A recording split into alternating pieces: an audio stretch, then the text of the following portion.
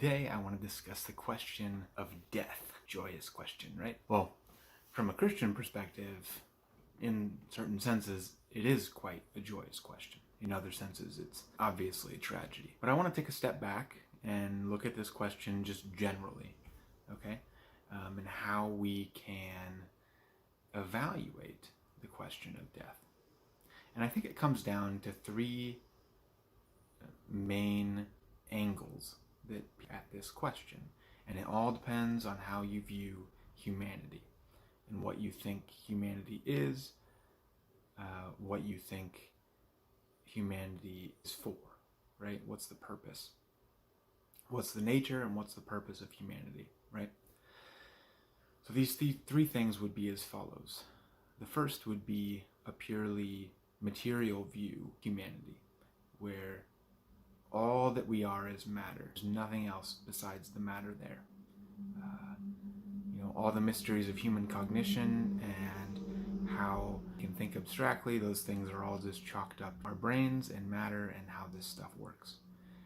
On the flip side, I would argue these first two I kind of place at two different ends of the spectrum. And then the third one is kind of in the middle, trying to tie them together. And I prefer the third one, the middle view. So, okay, the first view is purely matter, that we're purely matter.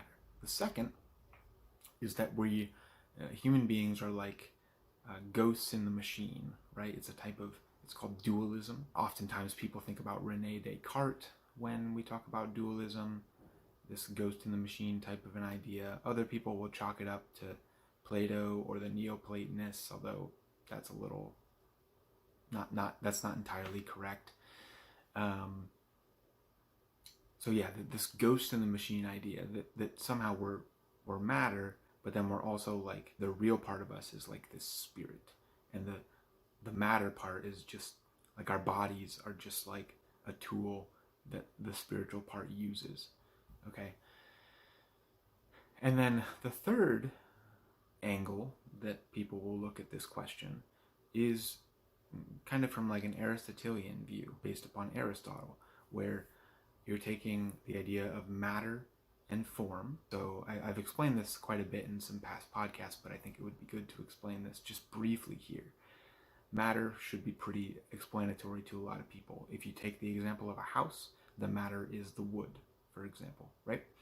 Now the form would be the house, the house part of the house, the part of it that makes it not just a bunch of pieces of wood arranged in a certain way, but that it makes it actually a house. And this does, take into account a certain amount of metaphysical realism, which you can go back and watch podcasts that I've done on that for greater explanation. Basically just saying that the concepts that we have, like houseness, are real in some way. And then there's a spectrum of how they're real. And this is opposed to an anti-realism or nominalism, also known as conceptualism, which would say that these sorts of concepts that we have, for example, houseness, are only constructs of the human mind, or they're just names that we give them, right? So that's where you get the idea of conceptualism or nominalism. And they're very similar, those two. So back to this analogy, the house. The form would be like, what makes that bundle of sticks a house, okay? And so the way that this would relate to the human being is that, so human beings have matter, right? Their bodies, but then their soul is really just the humanness of their bodies. So the soul is nothing, it's nothing that can be quantified. It's nothing that can be like it's not like some sort of spiritual orb that exists, like your soul could never be separate from your body without destruction, really, without the destruction of what's there, okay? From an Aristotelian point of view, once the form is separate from the matter, the house no longer exists. So let's say for a house, if the house is knocked down by a tornado, the house no longer exists. It's just a pile of sticks, right? It's what used to be a house. Form no longer exists because the form of the matter has been destroyed, right? So in the same way, now this is where we're going to get into the question at hand about death. In the same way, from this third point of view, when the human being dies, from this view of matter and form, this third type of view, when the human being dies, the human being is gone from a purely philosophical point of view, right? There's nothing left. So it's similar to the materialistic point of view, although there's something that exists like human nature or humanness, and that actually binds people together, sort of metaphysical realism, right? So, and then you can throw on, there's a Christian view of this, which is the view that I would take, and this is the view, the official view of the Catholic Church as proclaimed, I don't know if that's the right word, in the Council of Vienne in the, I want to say the 15th century or the late 14th century. The Council of Vienne said that the soul is the form of the body. It's not some sort of spiritual thing within us. There's no sort of like dualist idea. And then we're also not purely materialists in the sense that there is no such thing as a form, right? That there is no such thing as houseness. There is no such thing as humanness. No, there is such a thing as humanness. It may not exist in matter, right? It may not exist materially in any way, but it does exist in some form, ideas along that sort of a gradient. So taking these three views about the human person, we can then come to views about what happens at death. If you take a purely materialistic standpoint on death, when the person dies, there's nothing left, and there's nothing left behind either. Matter is just subsumed into the earth, and then it's redistributed over time, right? From a dualist point of view, this would be the point of view that the soul, I think in most reckonings of this view, the soul is immortal in some way. It has a beginning, but it has no end. Some would probably say the soul is eternal, but this sort of dualist idea of the soul brings forth, it makes there to be some sort of ability for the soul, the soul to be separate from the body once death occurs, and no miracle has to take place. It's just kind of like the body is shed, like a snake sheds its skin, right? And I think there's a lot of issues with this dualist type of view. I think people don't often understand the implications of that view, that it's basically saying that, our bodies are bad, and so we can do whatever the heck we want to our bodies. It's like a Gnosticism, if you've ever heard of that. Gnosticism was a quasi ancient Christian heresy, meaning not that it was a quasi heresy, because it was certainly a heresy, but it was quasi Christian. Okay,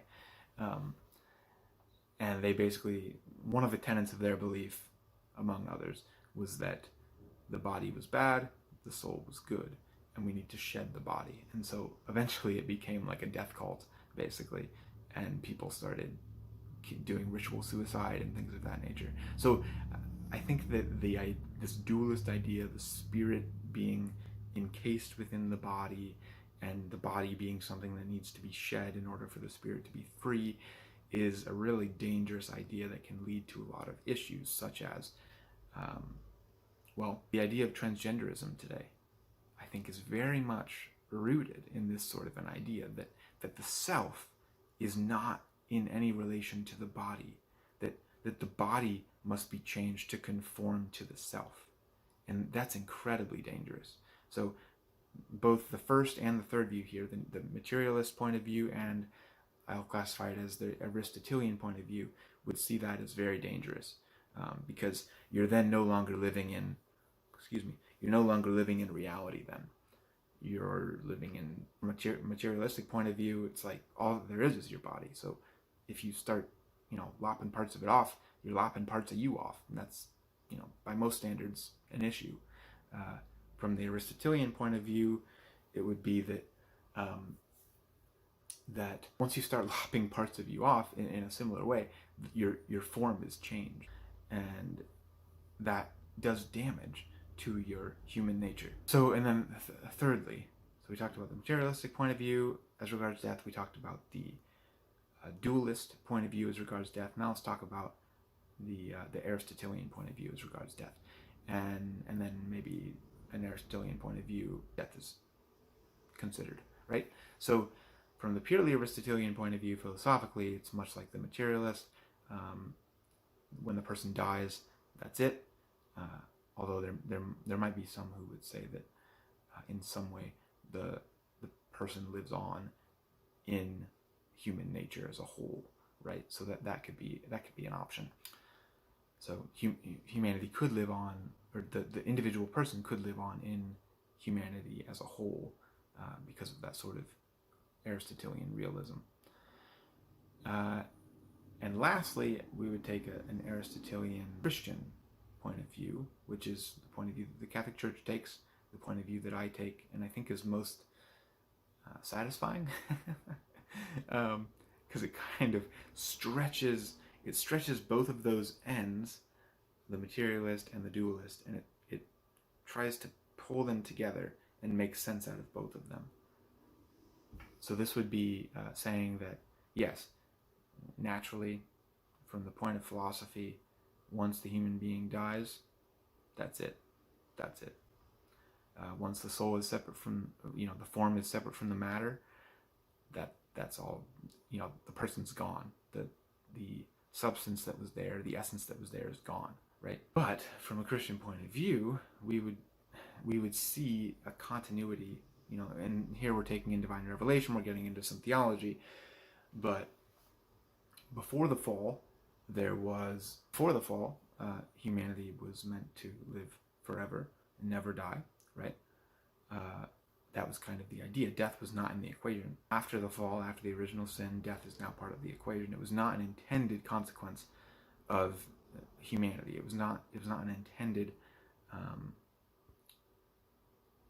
bit of life that human beings would need to go through. And likewise, so now, and because of that original sin, God became man, the incarnation. There's various views about would God have become man, whether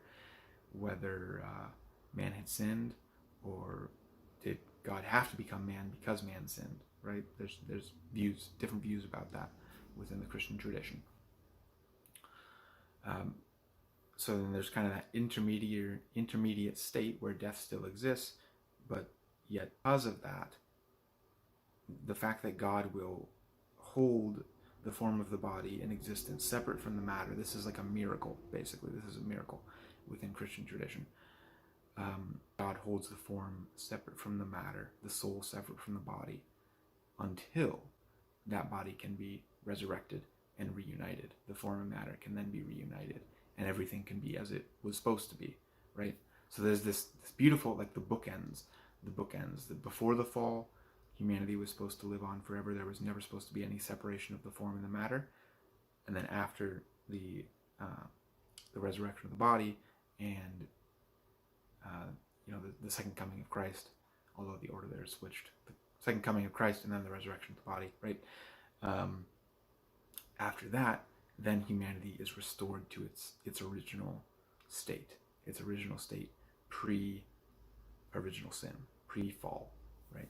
So, and I want to say just a quick note that within the Christian tradition, there are people who would take either view 2 or view 3.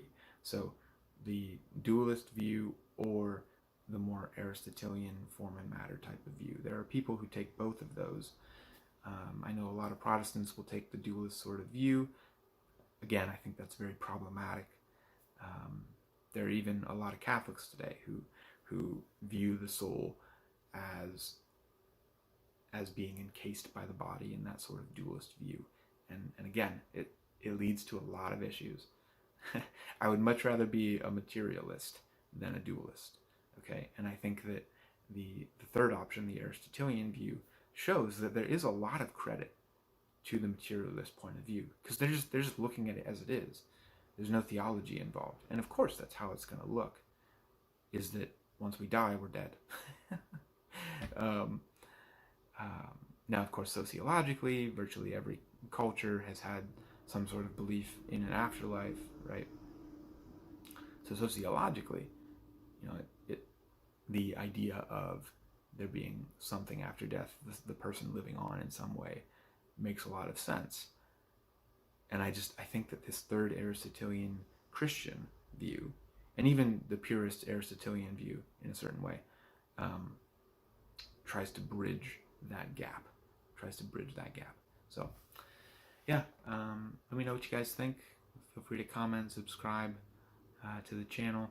And this was a fun one. This was an interesting one, talking about death. So, yeah, hopefully we made it a joyous topic instead of a somber one. All right, thank you.